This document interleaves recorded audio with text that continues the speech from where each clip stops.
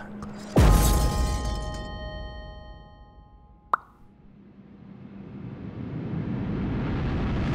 I am back. My eyelashes are barely on. Sorry for that little pause. I just went out. I did my weekly karaoke gig at Good Friends. It was great. I just met T from Nappy Headed Jojoba, which is a YouTube channel here on YouTube. Oh my god, check out her channel. What the hell? She's amazing. What? Alright, where were we? With the recent success and popularity of your anti-haul videos catching on, do you have any thoughts about other people on YouTube who filmed anti-hauls, but only from a standpoint so they can bitch about products and not actually address any consumerism or social justice issues that exist within the beauty world and community? And I think, oops, this light on. I think the popularity of the anti-haul is amazing. Of course, I would love for people to also be able to articulate the larger issue of consumerism while talking about why they don't want to buy things and really trying to analyze and think of the hype that they're criticizing. It's like the word woke people use a lot to describe like people being, you know, made aware of social justice issues and stuff. And I think it's a really great word. And I think it applies to kind of being aware of systems of any kind. So for me, like being woke to consumerism and the fact that everyone is always selling you something is pretty intense. And I think that it's tricky to be in that position because it really changes the way you view everything. And I think a lot of people on YouTube that do, or a lot of people that do anti-hauls have not had that experience yet. They don't have a fully readjusted view of the world based on their awareness of the capitalist and consumer systems that shape it. But I still think it's amazing that people are practicing anti-consumerism even if they don't fully understand it. Because I think that the less you participate in consumerism, the better you'll feel. And you know, you'll start to think about why you feel good, and you'll start to think about what about your life and what you've changed in your life has done that. And then it'll lead to a more kind of nuanced, thoughtful experience. I guess that sounds kind of weird to say. So I guess I'm saying, so I think a lot, for a lot of people that anti-haul might be the first step in their journey to becoming woke to the intense consumerist driven society that we live in. So I'm optimistic. I think anyone that is interested in even jumping on the anti-consumerist bandwagon just because it's trendy, I think is great. Because the more people that are at least adjusting their critical viewing of makeup to something that includes the possibility of not buying it, I think is huge. Strawberry Mermaid, maybe is what that is. What's one movie that always makes you cry no matter how many times you've seen it? Overboard. It's like my favorite movie. I'm embarrassed to say it's my favorite movie, and I cry every single frickin' time they swim and meet each other. Katerina, Arturo, every time. And that stupid Randy Newman song at the end. It gets me. I cry. It's written, different people, different world. No, Randy, no. Catress asks, what is your favorite time of the day at what time of the year in what weather? My favorite time of the day in year and weather, it's also specific to a place. It's end of summer, evening, beach. So like breezy, like cool, a little too cold to be like on the beach, so you need like a sweater. Like that, oh, that's my favorite. The smell, the temperate, like, oh, that's perfect. It's perfection. Pale and a Princess asks, is drag an ageist enterprise? It doesn't seem like there are any drag queens of a certain age. It's because it's more of a late night thing, or do you become less popular as you age like women do?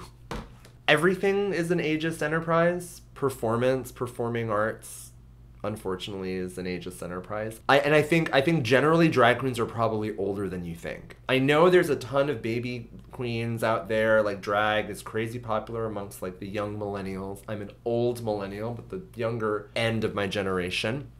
But there's some old queens out there, honey. They're old. We paint young. We put a lot of paint on. DustBunny666 says, if you could be a werewolf, vampire, zombie, or ghost, which would you choose?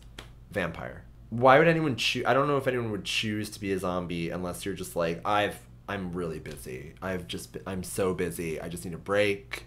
Just want to roam the earth looking for brains. That's all I want. Just be relaxing. Just take some time for me. Like, no zombies. Ghosts, the idea of a ghost having unfinished business and sticking around, nah, not really into that. But vampire, you don't have to buy a $192 face serum to have your youth come back to you. You just have to suck the blood of an innocent. Like, I mean, honestly, a little easier than some of these skincare products, let me tell you. Okay. Makeup Steph asks, how long have you been doing drag and how long did it take you to find your drag style? I have been doing drag since 2014, so 3 years, officially 3 years now. I think I'm still finding my drag style. I think I immediately fell into the trashy Jersey girl aesthetic because, let's face it, that's who I am in my life. In my real life, I'm a trashy Jersey girl.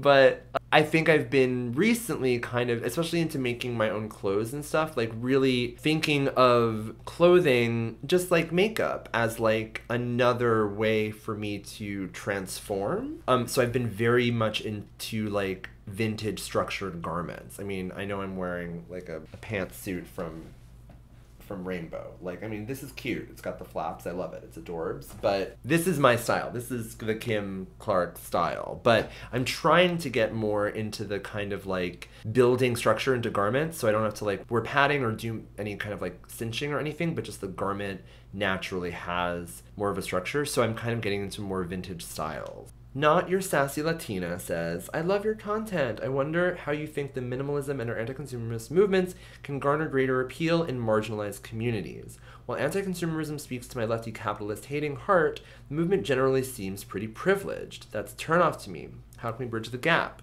It's easy to tell people to get rid of stuff when replacing it would be financially easy, or the accumulation of stuff is not wrapped up in the traumas of lacking stuff growing up. Would love to hear your thoughts. I talk a tiny little bit about this in my KonMari overview video where I kind of address some of the criticisms of that method. I think that regardless of your income, you're still marketed to the same way and told by society and specifically by companies that, you know, can make money off of you that you need to buy a lot of things. I think it's about really unveiling who's really behind all of these trends, right? So like turning the focus back on the companies and corporations that create this overwhelming need through marketing and through the culture of consumption and like putting the blame and onus back on them. There's like an aspect of internal focus, which is what the Marie Kondo method is, the KonMari method, but then maybe there's another additional front, which is combating consumerism on a kind of larger scale, which is what I like to do on this channel. I don't know, maybe that's kind of the way to do it, to make people feel, you know, to make people be aware of where they fit in this culture of consumption, whether they think they do or not. Anyway, yeah, I don't know. Lots. Yes, I have to think more about that, but fascinating question. Thank you so much for asking that. Paula Krall JV asks, who are the women who inspired your drag persona? I'm a little bit like a Dolly Parton drag queen, where I, like Dolly's whole thing, like, you know, if you've ever seen her in interviews, she's like, I was obsessed with the town tramp, like the craziest, most like gaudy, like trashy dressed woman. Like that was beauty to her. That was like her idea of beauty. And so she's like modeled her entire persona after that versus like what everyone else in society was thinking beauty was, you know? I feel a little similarly like that. Like I love the strong woman that goes against some of society's norms. So like women like Catherine Scalia. Like Catherine Scalia, if you don't know, she is the hot dog hooker. She's a woman from Long Island who got busted for giving lap dances in her home. And I do a lip sync where I lip sync like verbatim this press conference she gives, and then I do a Vanity 6 number. And you can watch it. I have it's on my YouTube channel. You can watch me do it at Bushwick last year. That like she has influenced my persona, like, and maybe my aesthetic too. Like that woman that like is like owning her sexuality, owning her power, but not fitting into any of society's views of what a woman owning her sexuality looks like. Like, this woman was like a media joke, right? Like, people like shared her video virally and like made fun of her because she was like out of touch and crazy. But like, I love that. I love that she is like, if Pamela Anderson can show off her cleavage, so can I. And I'm like, that to me is more radical and feminist than what like a pop star might do in terms of like owning their sexuality. I don't know. So like, the women that influence me and my drag are like, they're Catherine Scalia. They're like my Jersey, like my friends' moms from growing up in Jersey. Like my, you know, like, which is crazy. I mean, as a what's crazy is like, I don't have a persona, like I'm still me. So, I mean, the people that have influenced me are like my own mother and my, you know, my father, my parents, my amazing family, the amazing support system I had growing up, and the amazing friends that I have, and the amazing education that I've gotten. Like, a lot of people that have built me as a person, but as a drag queen, I don't know. That's a tricky question. I would say Catherine Scalia, the hot dog cooker. She's inspired my drag the most, I guess. That's crazy to say out loud, but I think it's true. Lou Lauder says, "Hey Kimberly, my mom and I are big fans. She wants to know how long it takes for you to put your makeup on average." For a filming day, when I'm like when I want to look really like kind of flawless and like not like right now, I'll be the first one to say it, commenters. It can take me about like 3.5 hours, like 3 to 3.5 hours if I want to take my time, have everything look really good for this like HD well-lit experience that we're engaged in right now. Gotta spend more time, right? But for an average gig, like tonight, I basically got painted just for my gig. It takes me about 2 hours. I have done it in less, like 90 minutes, I think was my fastest face, but a typical beat is 2 hours. From like shaving to completion, 2 hours. Severely Mame asks, "Why do you not have any interest in seeing me ever again?" I don't know who that is. She like a She's a subscriber of mine? I don't know who that is.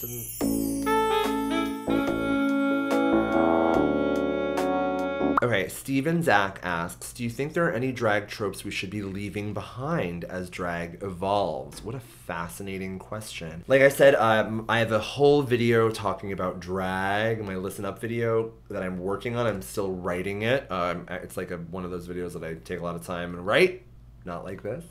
But I might address this a little bit more there, but I think for me, I would say it may be a trope of hypersexualization, but as we know, that's a slippery slope when you get into talking about that and representing female bodies in a hypersexualized way. I feel like with drag, though, there's an intense kind of, I think there's often a default to be like a kind of sexy woman that, I don't know, is like fantastical and exists to be an object versus exists to like own her own sexuality and like be powerful.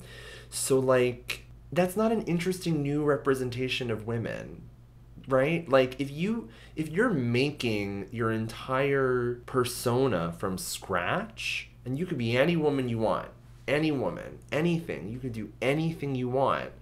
I don't know. I'm finding myself at an impasse even talking about this, because I feel like that's what was complicated to talk about with my anti-haul, where I tried to talk about this in regards to like Chrissy Teigen and her modeling. And I didn't do a very good job of talking about it. We all know this. We've been through it. Thank you for educating me about how I spoke about her in that video. I think that was like an amazing learning experience for me. Thank you. But I think I'm still at that impasse of like not really knowing how to talk about hypersexualization in women and supporting feminism. So I feel like I need to formulate more thoughts about that before I can critique drag queens for perpetuating it. Wow, this Q&A is going terribly. I'm not answering any questions. Tidy69 says, given you are also a YouTube beauty guru, how do you feel about what other YouTube beauty gurus on how they are influencing the young girl or guy generation out there today? I was just talking with T actually about YouTube and beauty tonight. You know, I think it's like everything I've said in the past. Like, I think the cultures of consumerism that YouTube perpetuates are dangerous and deadly for everyone, even younger generations. To have someone think that they need to buy something in order to be valid in any capacity is a problem.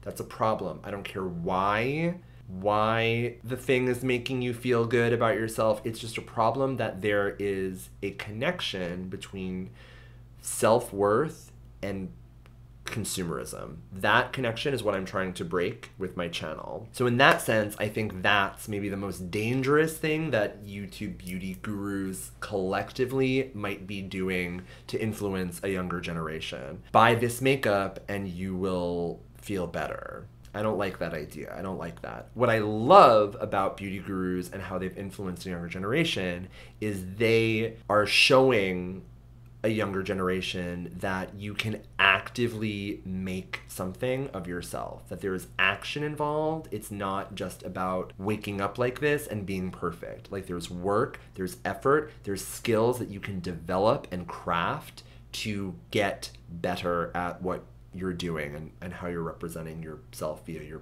makeup and your face, etc.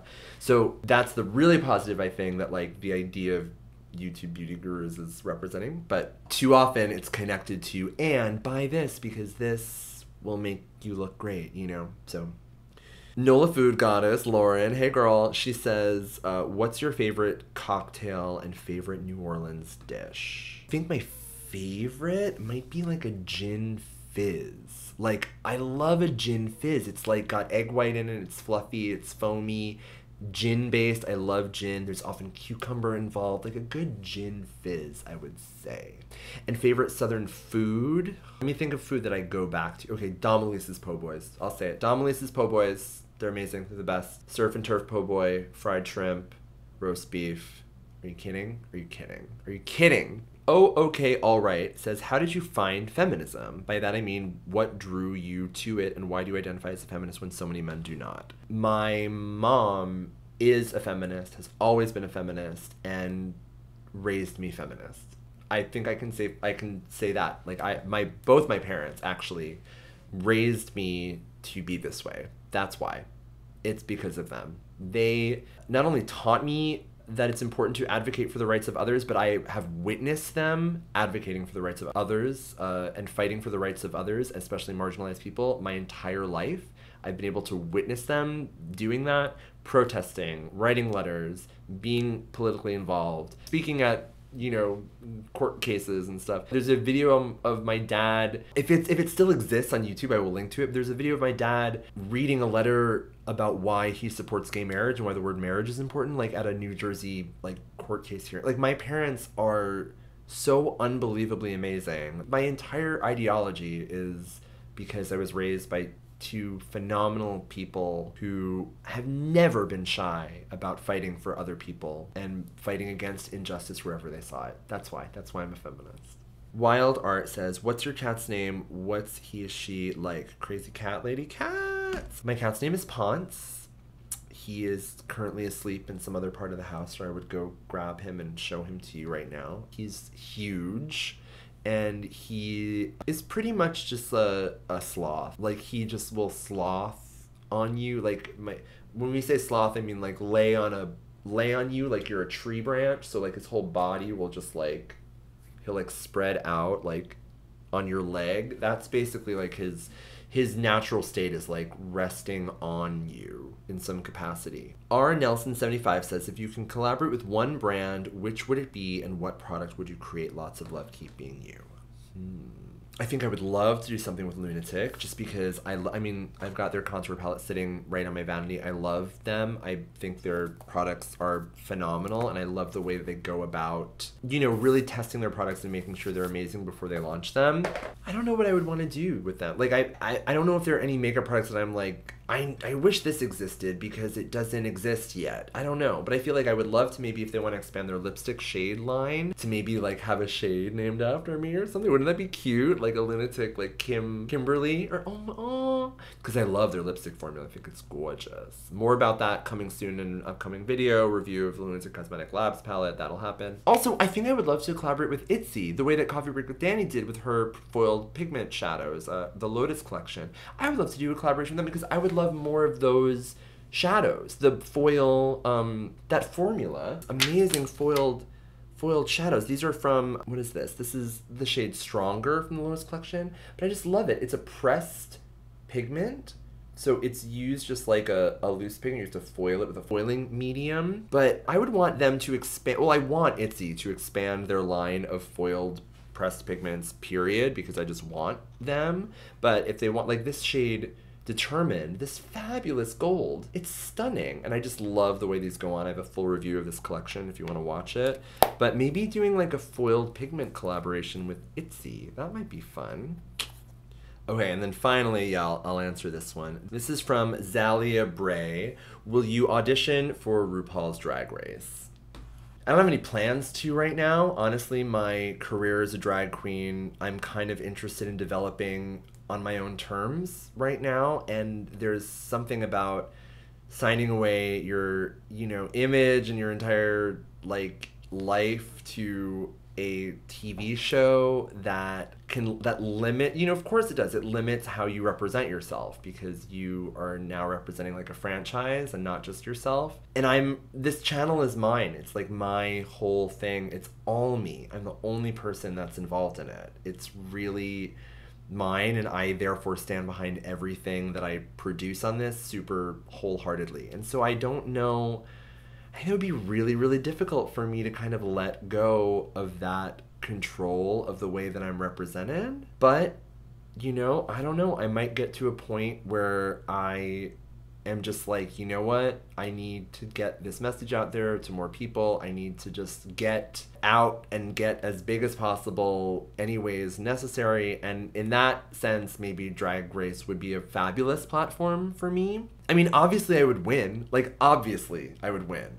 Obviously. That's not even a question. I just gotta get better hair, get some better outfits, and then I'm gonna win. Any of those are you kidding me? I would win. I would win. Rue, if you want to ask me to be on the show, my email's in the description box below. Such an asshole. All right. I'm Kimberly Clark. Thank you so much for watching. That was my Q&A video. Thank you so much to everyone that submitted questions. I'm sorry again if I didn't get to your question, but that's all I had time for right now. There will be more of these in the future. Fear not. If there's any deeply burning questions, leave them below and I'll try to answer them in the comment section down below.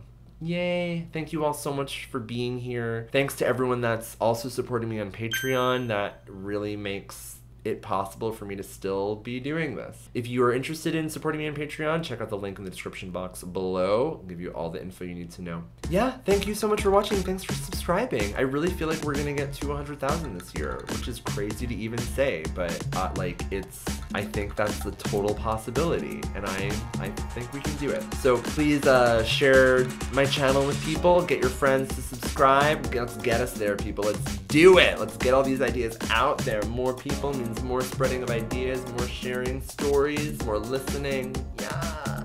I'm Kimberly Clark. Bye. Ugh, what happened to my face? Let's do a mini what happened to your face. So this is the Stila Diamond Dust eye pigment. It's on the inner corner and on my lower lash line. She did okay. I really think, I don't know, that one's a sheer one. The gold one is much more opaque, as you can see in my last what happened to your face video.